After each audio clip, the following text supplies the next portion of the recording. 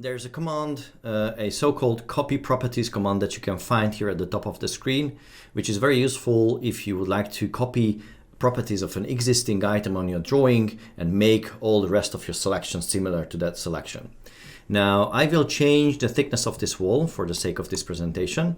I will select the wall itself and I will change its thickness to 120 millimeters instead of the original 100 millimeters. I hit enter and now I can see that the wall thickness has changed.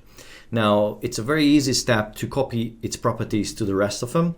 All I need to do is to select the existing wall, which already has this new property with a thickness of 120 millimeters.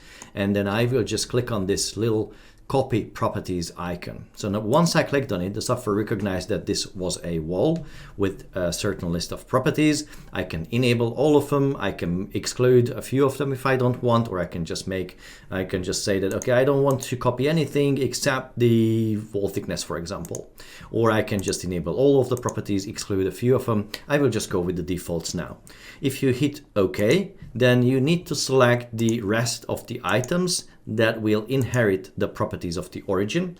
Now I just selected these three walls, but you can select any number of items that you would like to. And whenever you hit enter, the software will actually execute the copy properties command, and then you will see the changes appearing on your drawing right away. So as you can see, this is a very useful command if you would like to copy properties of any sort of item and make all the similar type of items similar to the selection.